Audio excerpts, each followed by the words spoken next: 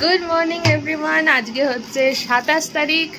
এখন বাজে 8:30 বাজে না, 8টা বাজে, 8:30 বাজতে যায়। আর আমি এই যে মুখটা সাদা লাগছে, অর্ধেক মেকআপ করে ব্লগ শুরু করেছি, কারণ এরপর শাড়ি পরতে হবে। আর সোনামা ঘুমোচ্ছিল, ওকে এখন রেডি করতে হবে। যাচ্ছি আমরা তমলুক, মানে আমার বাপের বাড়ি। তো মানে সেরকম ও হওয়ার পর একবারই গিয়ে যা এক রাত থেকেছি, আর সেরকম থাকা হয়নি। আর প্লাস জামা কাপড় কিছু কিনেছিলাম, সেইগুলো দেওয়া বাকি। তোমাদের সাথে এবারে কিছুই শেয়ার করা হয়নি, কারণ এত তাড়াহুড়োর মধ্যে বাজার করেছি যে আলাদা করে আর কিছু শেয়ার করার সময় হয়নি। যাকে তো যখন ওখানে দেব তখনই শেয়ার করে দেবো যে ওদের জন্য কি কি কিনেছি। পুজোর আগে আর তো যাবো না, একদম পুজোতে শ্বশুরবাড়ি, তাই আজকে যাচ্ছি। হয়তো কাল থেকে রবিবার আসবো, বা হয়তো যদি মনে হয় কালই হয়তো চলে আসবো, যদি সেটা দেখি ওখানে গিয়ে। আপাতত আর এখন রেডি করি, খুব তাড়াহুড়োতে আছি। চলো ব্লগটার সাথে থাকো, আশা করি ভালো লাগবে। এই যে দেখো, এই যে দেখো, এই এবার খেলা চলছে মোচারি নিয়ে। মামু বাড়ি যাবি না? আমানা ওই দেখ, ওই দেখ, দেখছো? ওটা এখন চলবে, ওর সারাক্ষণ মশারি নিয়ে খেলা। এবারে মাসি আমাদের সাথে যাচ্ছে, কারণ আজকে আরো একটা স্পেশাল ডে। কারণ আজকে ফার্স্ট টাইম সোনামাকে নিয়ে ট্রেনে করে আমরা যাব। তো কারণ ট্রেনে এটা হলদিয়া আসানসোল একবারে উঠবো, নামবো তমলুকে, সেই জন্য মানে এক্সপ্রেস ট্রেন, সেই জন্য একটু ভরসা করে যাচ্ছি। তবুও মাসিকে নিয়ে যাচ্ছি, কারণ প্রথমবারটা একটু সড়গড় হয়ে গেলে পরের বার থেকে আমি যেতে পারবো। ও একটু বড় হয়ে গেছে, তো দেখা যাক। এখানে চাটা বসিয়েছি, আজকে লিকার চা খাবো, কারণ ট্রেনে যাব তো গাটা গুলিয়ে যাবে। আমার ইদানিং দেখছি গাড়িতে উঠলে তার আগে দুধ চা খেলেই একটু গাটা গুলিয়ে যাচ্ছে। এটা খেয়ে এটাই টিফিন, আর খাওয়ার সময় নেই, এটা দেরি হয়ে যাবে। এই যে আমি রেডি হয়ে গেছি, সোনামাও রেডি হয়ে গেছে, মাসি রেডি হচ্ছে, আমরা বেরিয়ে যাব। অনেকটা দেরি হয়ে গেল। তাড়াহুড়ো করে অবশেষে স্টেশনে পৌঁছেছি। এবার টিকিটটা কাটতে হবে, তাড়াতাড়ি করে যাই, দেখি কি অবস্থা। ট্রেনে ভালোভাবে উঠেও গেছি, আর খড়গপুরটা জাস্ট পেরোতে একদম সুন্দর জায়গায় সিটও পেয়ে গেছি। আর এই দেখো, একজন মন দিয়ে কাকে দেখছে বলো তো, তারই মতো আর একটা পুচকিকে। যদিও সে একটু বড়, তবে সেই দিদিটা কিন্তু খুব কথা বলতে ভালোবাসে। ও তো হাঁ করে দেখছে যে আমার থেকেও আরেকজন দুষ্টু আছে নাকি। বাচ্চারা বাচ্চাদেরকে সত্যিই খুব ভালোবাসে। আমার সোনামা সবাইকে দেখে কাঁদে, কিন্তু বাচ্চা দেখলেই, ওর মতো কাউকে দেখলেই খুব আনন্দ পায়। আর এই যে দুই বিচ্ছু এতক্ষণ বদমাশি করে ঘুম দিচ্ছে। এবার ট্রেনে যেতে যেতে এবারে অন্যবারের মতো অত ভালো লাগলো না, কারণ কিছুটা দূর যাওয়ার পর দেখলাম কত জমি জমা সব জলের তলায় ডুবিয়ে গেছে। সত্যি এবছর যে কি যে হচ্ছে, সব কিছুই কেমন যেন খারাপ খারাপ। চারিদিকে যা বাজে বাজে খবর পাচ্ছি, তার উপরে এইগুলো দেখে মনটা আরও খারাপ হয়ে গেল। সত্যি পুজো সবার জন্য সুখের নয়, তাই না?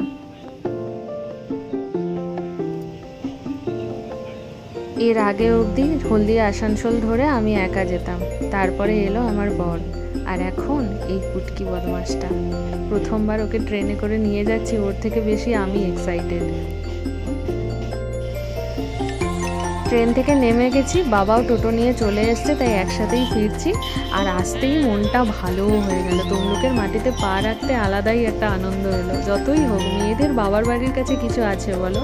আর চারদিকটা কি যে ভালো লাগছে। তবে দুর্গাপুজোর থেকে আমাদের কালী পুজোটা বেশি ভালো হয়, তো তাই কালী পুজোয় সাজসজ্জাটা আরও অনেকটা বেশি ভালো হয়। অ্যাজ ইউজুয়াল আমাদের লিও বাবু চিনতে পারছে না, অনেকদিন পর বুনুকে দেখছে। আর মায়ের আনন্দ দেখো, মা তো দেখতে পায় না অতটা বেশি। বাবা তবু মাঝে সাঝে বাড়ি যায়, মা যেতে পারে না, তাই যতবারই দেখে মন ভরে দেখে। এখন দিদুন আর তার নাতনি দুজনে মিলে যে কত গল্প হবে। আর এনাকে দেখো, সত্যিই বাবা কবে যে চিনবে কে জানে। আমরা এই মাত্র ঢুকেছি, আর ট্রেনে ফার্স্ট টাইম এলাম, একটু ভয় ভয় লাগছিল। তো প্রথমটা খুব ভিড়ও লাগছিল, তারপরে বসার সিটটা পেয়ে গেছি। তারপরে খড়গপুর আসতে জানলা ধারের সিটটা পেয়ে গেছি, তোমরা তো দেখলে। ওই তারপরে অত বেশি আর টেনশন হয়নি। এবারে শুধু মনে হচ্ছিল ব্যাগগুলো নিয়ে স্টেশনে নেমে যেতে পারলে শান্তি। তো যা হোক, নেমে গেছি। সোনাকে নিয়ে কোনো অসুবিধা হয়নি, আর বাবা তো আনতে গেছিলো, তাই কোনো অসুবিধা হয়নি। আর সকাল থেকে কিছু খাওয়া হয়নি, তো যেন শরীর কেমন লাগছে। এবার জামা কাপড় ছেড়ে আগে একটুখানি কিছু খাবো, তারপরে ও ওখান থেকে বেরিয়ে গেছে, তো ও হয়তো চলে আসবে, বেশিক্ষণ লাগবে না, 1:30-2টোর মধ্যে ঢুকে যাবে। দেখা যাক কি হয়। দেখো মানা, কোথায় এসছো? কোথায় এসছো তুমি? এটা মায়ের বাড়ি, এটা মামামের বাড়ি।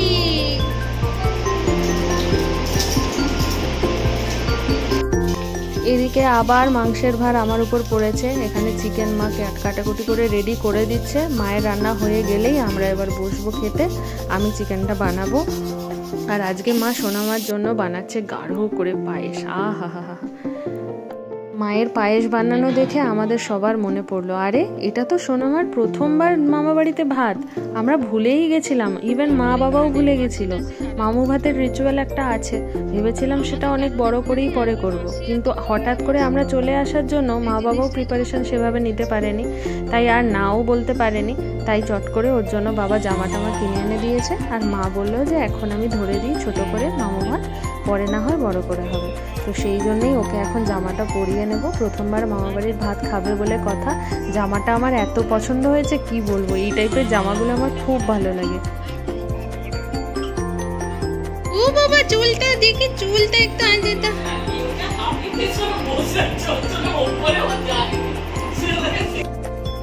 এই যে আমাদের পুতুল রানী একদম রেডি হয়ে গেছে জামা টামা পরে। আর জামাটা ওকে এত ভালো মানিয়েছে কি বলবো, সত্যি এত কিউটি পাই লাগছিল আমার মেয়েটাকে, কি বলবো। যাকে চলো, মা বাবা ওখানে সব অ্যারেঞ্জ করছে, হাতে হাতে একটু ধরে দিই।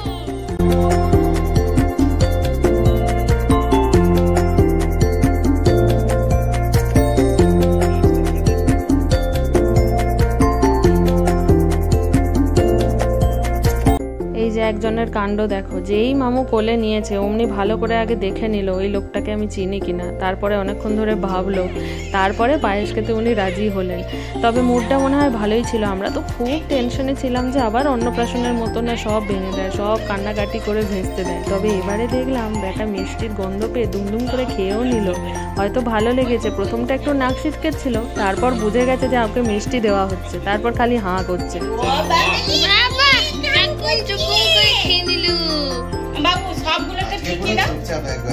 সবগুলো খাবারে গরম ছিল খুব। আর হ্যাঁ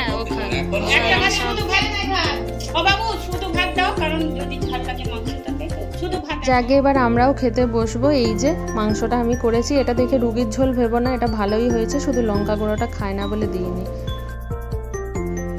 সারাদিনের ক্লান্তির পর দুপুরটা একটু গাটা না এলালে একদম ক্লান্ত লাগছিল। যাকে এখন সন্ধে হয়ে গেছে আর সোনামাকে মাসি চুলটা বেঁধে দিচ্ছে। মা গেছে চা করতে। এবারে একসাথে আমাদের একটু জমিয়ে আড্ডা টাড্ডা হবে, আর সাথে গীতা এলএলবি তো আছেই।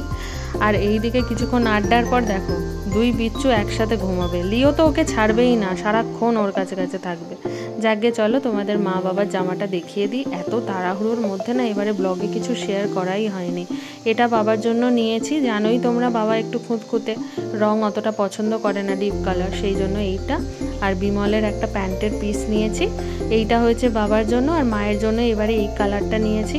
মাও অত বেশি এখন আর ডিপ পরতে চায় না।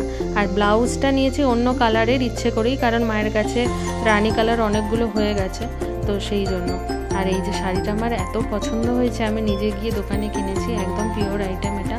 আর কালারটা হচ্ছে এইরকম রানী, গোটা শাড়িটা এইরকম, পাটটা আর এই আঁচলটা এইরকম কিছুটা পার্পল টাইপের। শাড়িটার ওয়েট একদম হালকা, পরলে খুবই আরাম পাবে। মা এমনিও এখন আর ভারী শাড়ি পরতেও চায় না, আর যত বয়স হচ্ছে মা এমনিও অত বেশি ডিপ কালারও পছন্দ করছে না, তাই মায়ের জন্য এটা পারফেক্ট। আমি মাকে তাই ইয়ার্কি করে বলছি তোমার ছেলের বউ তুলবে এই শাড়িটা পরে। যাকে চলো, কেমন হয়েছে অবশ্যই জানিও। ভাইয়েরটা না ভাই নিয়ে চলে গেছে, পরে দেখাবো। আর এই যে দেখো এবার আমার পেছনে লাগছে বদমাসটা। আমরা এবার গল্প আড্ডা মারি। তোমাদের সাথে আবার নতুন একটা ব্লগে দেখা করব।